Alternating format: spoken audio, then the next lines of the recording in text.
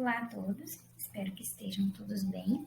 E hoje eu queria expor um pouquinho para vocês sobre o meu artigo que foi intitulado como Meios de Solução Digital de Conflitos e o Acesso à Justiça, uma perspectiva, sobre esse assunto. A gente sabe que os conflitos de interesse, eles são praticamente insociáveis, Não tem como você não associar a convivência entre nós humanos, seja em determinado ambiente ou em determinada comunidade. E nas últimas décadas, o Poder Judiciário, ele que vem sendo o principal responsável pela análise da maioria dos conflitos de interesses existentes. Só que com o crescente aumento dessas novas modalidades de relações jurídicas, que foram fomentadas inclusive pela sociedade da informação, e considerando também o aumento do consumismo, que se tem vivenciado nos últimos anos, a carga dessas demandas judiciárias, ela não conseguiu acompanhar o aumento da máquina estatal e, consequentemente, as soluções de conflitos, elas deixaram de ser realizadas de uma maneira mais célere, de uma maneira mais eficaz. Então, diante desse cenário de assoberbamento do Poder Judiciário, o Conselho Nacional de Justiça, ele traçou algumas políticas públicas para o incentivo dos chamados métodos adequados de solução de conflito, com o objetivo de fomentar a mediação, a conciliação e também a virtualização do Poder Judiciário. E nessa toada de crescente desenvolvimento tecnológico, foram surgindo os chamados meios de solução online de conflito. Então, eu quis trazer como objeto desse artigo a solução online de conflitos. E o problema aqui que eu quero demonstrar, que eu pretendo discutir nesse artigo, seria como evitar que uma grande quantidade de conflitos seja direcionada ao Poder Judiciário, sobrecarregando ele ainda mais com processos, Como que a gente pode resolver isso na esfera extrajudicial? E como resposta a esse gargalo, como hipótese levantada nesse artigo, a gente pode verificar que cada vez mais as empresas e os consumidores, eles vêm recorrendo às formas mais simples, mais econômicas e mais ágeis de resolução de disputas. E nesse sentido, a gente pode até destacar alguns dados que foram fornecidos pelo Conselho Nacional de Justiça, que o tempo médio da baixa de processos em primeira instância, por exemplo, é de aproximadamente 3 anos. E no caso de execução judicial em primeiro grau, o prazo ele pode alcançar uma média de 4 anos. Então, estimular uma conciliação pré-processual, ela vem apresentando uma significativa contribuição para reduzir até mesmo esses índices aí que a gente pode observar nos dados fornecidos pelo Conselho Nacional de Justiça. Segundo esclarece Fernanda Morim, na sua obra sobre resolução de litígios, o desenvolvimento tecnológico relativo à transmissão de dados e de informação, ele alterou definitivamente a forma como os indivíduos se relacionam, repercutindo ainda nas relações jurídicas que passam a ser estabelecidas também no cyberespaço, Então, diante de toda essa evolução digital, a gente pode dizer que se deu origem a Online Dispute Resolution ou resolução de disputas online, que são métodos de solução de conflitos servidos de tecnologia e que vão trazer uma maior acessibilidade e que são dotados para melhoria do controle do ambiente. Na resolução de disputa online, ao invés das partes se reunirem em um lugar físico para dirimir o conflito, elas podem estarem utilizando da tecnologia, né, até mesmo por meio de um celular, de um dispositivo móvel, né, para discutirem os seus conflitos em salas virtuais e resolverem, né, essa situação de uma forma mais inteligível, de uma forma mais prática e principalmente de uma forma mais econômica. E com destaque, né, que esses acordos eles podem ser elaborados ali naquele ambiente mesmo, né, e pode ser cumprido de uma forma voluntária e amigável, né? Então, aqui é justamente o ponto que eu quero destacar, a importância da resolução de disputas online, né? Quais as convivências e as conveniências e os proveitos para quem a utiliza na atualidade, né? Já que a sociedade atual, a nossa sociedade contemporânea, ela está cada vez mais virtual e está voltada para a criação de soluções preventivas e ágeis que preservem, né, o mercado digital e que ainda possam evitar que o conflito de interesses do dia a dia sejam submetidos à máquina judiciária, né, que demanda muito gasto e também sem falar do lapso temporal que isso vai demorar para alcançar uma solução efetiva, né?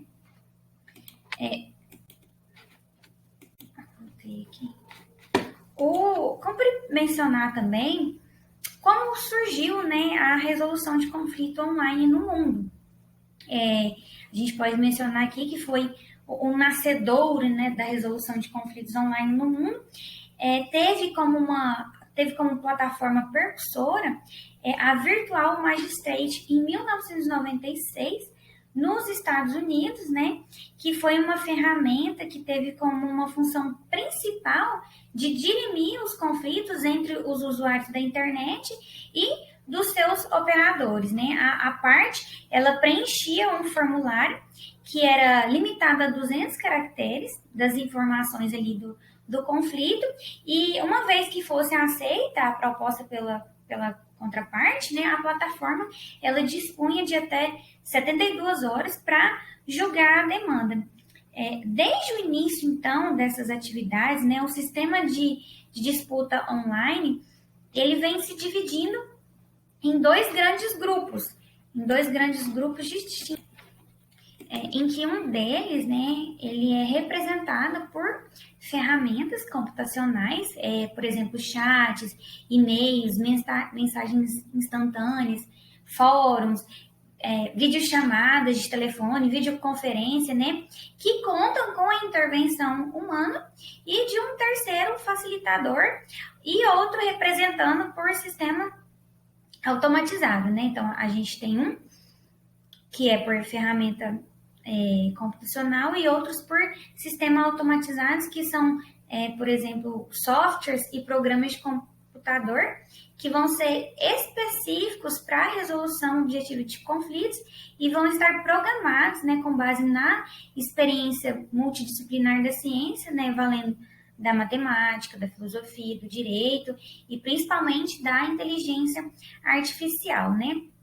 No Brasil, a litigiosidade ela pode ser considerada um fenômeno social, né, e vem crescendo de uma maneira muito exponencial nas últimas décadas. Então, é possível afirmar que com a adoção das práticas online de resolução de conflito, é possível minimizar, né, esses problemas do Poder Judiciário no país.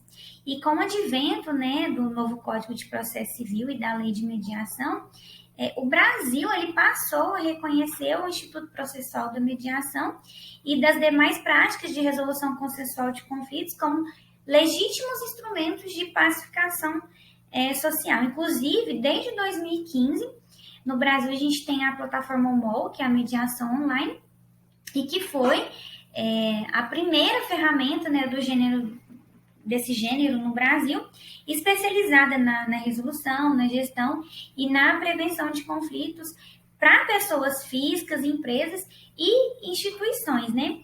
E foram, a cada vez mais, estão tendo mais gente aderindo, né? Frequentando aderindo a essa plataforma, né? Está tendo frequentes usuários, né?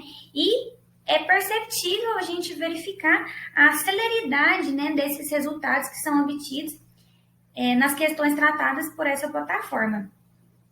É fato que uma demanda que demoraria meses para ser solucionada, meses ou anos dentro do âmbito da justiça comum, né, e por vezes são resolvidas dentro de apenas uma semana, por exemplo, né?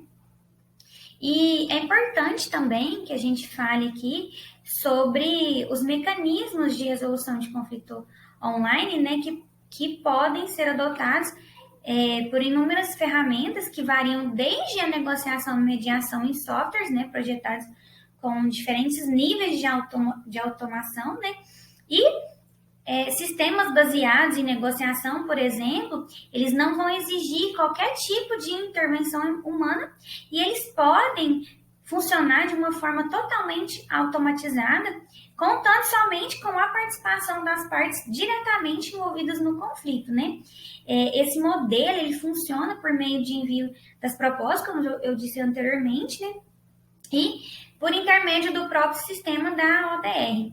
Mas a gente verifica que o padrão de sistema, que a gente falou agora, ele pode não se mostrar tão apropriado quando o conflito em questão ele não é baseado tão somente na disputa de valores monetários ou no caso de obtenção de um acordo pelo pagamento de um dinheiro que seja o objetivo principal, né? Então, é importante ponderar isso, né? E trazer as formas mais eficientes de utilização do sistema da ODR, até mesmo para que seja possível analisar em quais situações pode haver um risco de sucesso no desfecho, né, desses conflitos. Então, os métodos de solução digital de conflitos, eles podem variar tanto com relação à arquitetura da plataforma, como também com relação ao meio de solução em conflitos em si, né? Por exemplo, os institutos tradicionais já presentes na sociedade.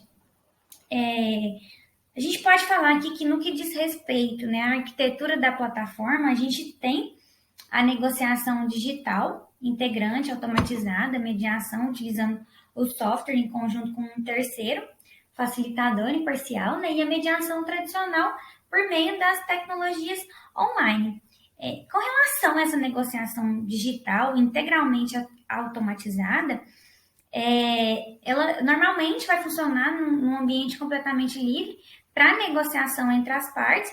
E como já disse anteriormente, né, o sistema vai enviar a mensagem no qual o aceite é manifestado na própria plataforma e o próprio computador já estima a média daquilo que está sendo negociado e informa as partes e os posteriores andamentos.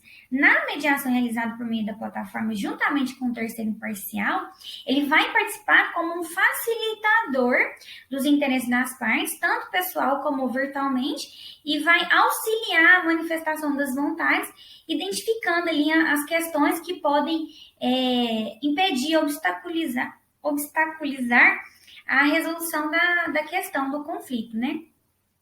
A mediação tradicional, por meio do desenvolvimento de tecnologias, ele vem a ser um misto dessas duas arquiteturas, né, que eu falei anteriormente, em que há o uso da plataforma e mecanismos automatizados para facilitar algumas fases da negociação, mas também tem um terceiro imparcial que vai revisar nessa reclamação, vai verificar a sua plausibilidade, né, e o eventual interesse da parte contrária em tentar resolver o conflito. Os institutos básicos, eles são utilizados na solução de conflito. A gente tem 4 opções que é muito utilizado na atualidade, né? Que a gente tem a negociação automatizada e assistida, a mediação online, a arbitragem online e o Ombudsman online. A negociação. Então, a negociação, como já dito anteriormente, né, ela pode ser automatizada ou pode ser assistida. E dependendo da plataforma em que ela é realizada, vai ocorrer sem que a parte conflitante conteste o fato ou a responsabilidade por uma suposta falha negocial. Nessa modalidade, as plataformas, elas apenas vão analisar o limite da negociação de cada uma das partes e vai analisar as propostas e as contrapropostas, né, e que serão mantidas ocultas durante todo o procedimento e vão ser divulgadas apenas em um determinado momento pré-estabelecido. Na mediação, há a intervenção de um terceiro imparcial, que vai coordenar a manifestação da vontade das partes conflitantes, né? E para que se alcance uma melhor solução para a questão, a mediação trabalha com pessoas, né? E não com o caso. Vai dar ênfase às suas habilidades e limitações para promover o fortalecimento com os indivíduos ali, objetos de direitos e deveres, né? A arbitragem ela é um meio de solução de conflito em que as partes vão previamente convencionar, não submeter ao Poder Judiciário eventuais litígios, né, decorrentes de uma determinada relação jurídica. Normalmente, as partes elas já escolhem o profissional que será responsável pela análise daquela questão e o árbitro, né, vai possuir especialidade naquela determinada matéria, no objetivo, né, com o escopo de preservar a reputação mercadológica dos envolvidos. Né? Atualmente, existe plataformas de arbitragem online que o procedimento ele é determinado pelo tipo de cláusula compromissória. E a gente tem também o Instituto Básico de Solução de Conflitos, que é o Ombudsman online, né, que o procedimento ele é determinado pelo tipo de cláusula compromissória e em que o ouvidor, né, ele é inserido institucionalmente nas empresas por meio do recebimento de informações via diversos canais, né, via e-mail, chat, mensagens, e leva a eventual insatisfação com relação a alguma situação, produto, serviço a patamares superiores. Né? Nesse tipo de solução de conflito online, vai evitar que efetivamente haja um litígio por meio da antecipação com relação à tentativa da solução de conflitos. Né? Então, com base em uma nova análise, né, do direito fundamental ao acesso à justiça, amoldada, né, aos recentes e constantes avanços tecnológicos, é possível verificar que os meios de solução online de conflitos, eles podem ser considerados uma forma eficaz da tentativa de resolução de contendas, né, com o objetivo de alcançar uma justiça social. E esse novo formato de solução de conflitos, ele pode ser utilizado tanto para gerir, quanto também gerir tanto conflitos que tenham origem online, né, quanto aqueles que forem decorrentes de outras relações fora do cyberespaço, né? E traz uma vantagem adicional na medida que eliminam, né, o ajuizamento de potenciais demandas judiciais antes mesmo do seu nascimento, economizando, inclusive, né, o valor da máquina estatal e além de promover uma celeridade para os interessados. Mas a gente tem que destacar também que, apesar da solução online de conflitos ser uma nova e potencial forma de resolver as questões, é importante salientar que esse movimento ele ainda padece de alguns obstáculos, né? Porque, por exemplo, não é toda a população brasileira que possui internet, né, ou uma acessibilidade adequada aos meios digitais, né? Por isso que alguns passos ainda devem ser tomados, né, em especial pelo poder público, né, para que a sociedade ela venha a ter garantido de forma efetiva, né, o seu acesso à justiça nos moldes previstos na Constituição. Então, na análise desse artigo, ficou demonstrada a importância, né, e o crescente desenvolvimento dessas novas tecnologias que adotam a solução online de conflitos, pautados, né, numa interpretação extensiva do direito fundamental do acesso à justiça, previsto na Constituição, né, visando a busca de uma justiça social mais efetiva. Espero que tenham gostado do tema. Muito obrigada pela atenção de todos.